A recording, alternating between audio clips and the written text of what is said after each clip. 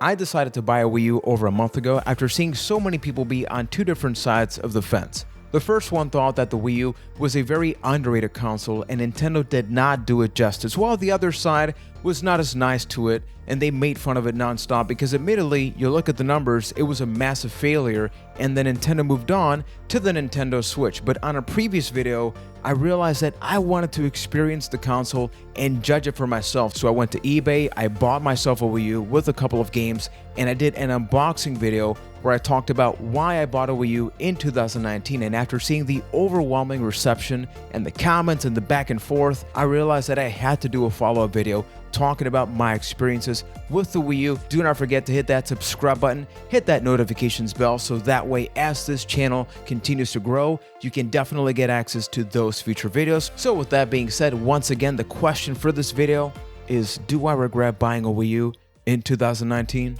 The answer is no. I knew exactly what I was going to get going in, which is a console that Nintendo just failed miserably at. From the name to the marketing, just almost everything about it, except get this, the console itself, because the Wii U is great. I own a PS4, Xbox One, and a Nintendo Switch, and the console that I've been playing the most during the past month has been the Wii U. I've been playing games like Super Mario 3D World, and I've been not just experiencing the games, but really figuring out what made the Wii U unique, which obviously, when you look at the console, you gotta talk about the gamepad. Many people told me that maybe it was going to be a bit uncomfortable to use. And having used it for multiple hours, honestly, I really love the thing. It is very comfortable to use. The fact that many games implement unique things about it that usually you would have to press the options button on the PS4, press the start button on the Xbox One controller, but here you have everything at the very bottom of the screen. A really good game that puts this to the test is something like Zombie U. Now, it's not a great game itself, but the implementation and how it uses the gamepad is great because for some things, you actually gotta look down and that's where you get an indication of where you gotta go. And it is something that is just so fun because it makes the gameplay experience better. Sure, the Wii U is in no way as powerful as a PS4 or an Xbox One, so from a graphical standpoint, most of these games are gonna look like your PS3s and Xbox 360s because it is very similar in the hardware side of things.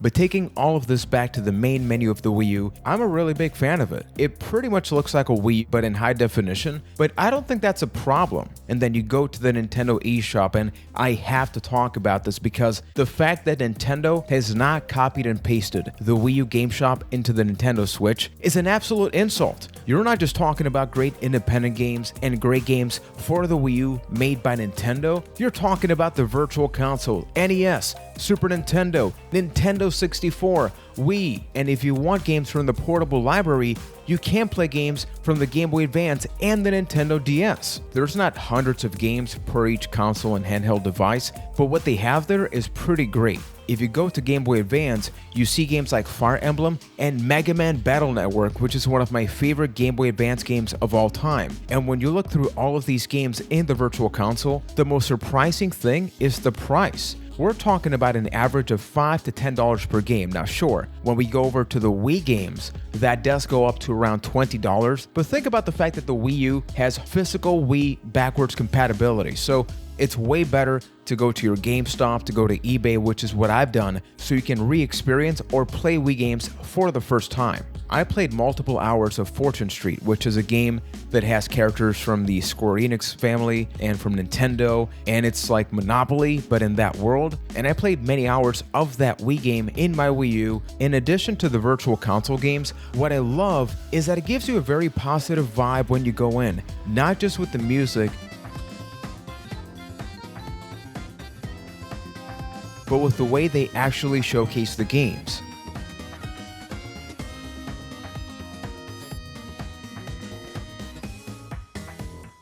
There's a section for games that are currently on sale, but unfortunately, I bought the Wii U at a time where it does seem like Nintendo doesn't really care about putting their own games on sale because they know that if you buy a Wii U, you're gonna buy Mario Party 2 on the Nintendo 64, which is available, although you can't use Wiimotes to play N64 games, which makes sense, right? Another thing that is so unique to the Wii U is that not only can you play games with the gamepad, but then you can also use the Wiimote. And we're not just talking about Wii games being played with that. When you talk about a game like Super Mario 3D World, that game is compatible with a large variety of controllers. And then we have to talk about the Wii U Pro controller. That thing is not just beautiful, and a fingerprint magnet, can't really lie about that. And the battery life is just insane at anywhere between 60 to 80 hours. 60 to 80 hours. Imagine how many games you can play and beat using that controller without having to recharge it again. That's just crazy. Now, quickly touching up on a couple of Wii U games that I played, Super Mario 3D World is a game that I do have a video available of on the channel, but I played a ton of it since then. I think this may be my top 5 favorite Mario games. Not 3D, not 2D Mario games, but Super Mario games as a whole, because I really do think that it takes the best elements out of the 2D Mario games and the 3Ds, and it puts them all together. Hyrule Warriors. I know this game's available on the Nintendo Switch with all the DLC via the Definitive Edition, but I'm not somebody that really cared enough about this game to need all the DLC. I'm a fan of the Dynasty Warrior games. Hack and slash, take down a bunch of enemies, and that's exactly what I've gotten out of Hyrule Warriors. It's fast and fluid with the combat animations, and you get to mow down a bunch of enemies with very little effort. I mentioned ZombiU when talking about the gamepad. I think this is a game that you have to own for the Wii U, because even though it has come out on other consoles since then, the fact that you have the 2 screens means that it doesn't matter how pretty or better those games look on the PS4, and I don't even know if it's available on the Xbox One, but it's truly unique in this console because of the 2-screen experience. Star Fox Zero. I saw nothing but negative responses about this game, people telling me that the combat mechanics were terrible, and I don't know if it's because it was like $11 for me. I had a lot of fun with this. I haven't played hours upon hours, so maybe my impressions about this game changes, but I think this is yet another serviceable game for the Wii U. Not the best Star Fox game, which if you want to play more Star Fox, you can head over to the Virtual Console and get yourself a digital copy of Star Fox 64, which I should probably do that. I'm not going into this game thinking that I'm going to be amazed by it, so I think it really was a case of having my expectations be so low because of the community response that after playing it, I think it's pretty okay. The Wonderful 101. Now, this is a game that I'm really trying to like. I see the potential. You know how in life you can see the potential for so many beautiful things, but they just don't end up working out? That's how I feel about The Wonderful 101. This is a game that is very unique, and I hadn't heard about it until around the time that I recorded my video about picking up the Wii U. You don't play as just one character, instead, you play as a ton of superheroes at the same time. So this is not Marvel Ultimate Alliance 3. All of them work together to unleash these very strong attacks. So the more superheroes that you have, the better attacks you can perform. In addition to that, you can draw out different things, whether it be on the gamepad or on screen, and that either unleashes an attack like a sword or something like that, a giant fist, or it can actually help you progress through the story. Now, even though all of this sounds great, I think the implementation is a little poor. It's very hard to see what's going on screen, and it's one of those games where even though I died a ton, because believe me, I died a ton, I couldn't figure out what I was doing wrong, and I think that's a real big problem. If you see that I'm doing something wrong in this video, let me know, because I'm lost. And the last game that I have to bring up, because most of you talked about it in my previous video about the Wii U, Xenoblade Chronicles. Now, I haven't played it yet, but most of you, I want to say like a good 80% of you told me, if you have the Wii U, this is what you got to get. A weekend after I bought the Wii U, an awesome friend came over and he said, "Hey, I saw that you got the Wii U, so here's 2 games. One of those games was Xenoblade Chronicles." So I am going to be doing a video about that down the line. I'm not sure when, because it's a very lengthy game, so maybe I'll do a stream about it, I'll do something about it, but rest assured, I've heard nothing but great things about Xenoblade Chronicles, so I gotta play it. And going back to your comments on the previous video about the Wii U, let's be real, people. We're talking about YouTube. YouTube can have a very toxic environment, and I think that's an understatement. Yet, when you scroll through the comments in that video, it was time and time again, "It's awesome to see that you got the Wii U." And I began to see these comments before I even began to play the Wii U. So it was the sense of, I know I'm setting myself up for something awesome, because I knew that I was going to be doing this follow-up video talking about the Wii U. So I really just want to thank everybody, because not only is the Wii U console great, I think all of you made my experience just that much better.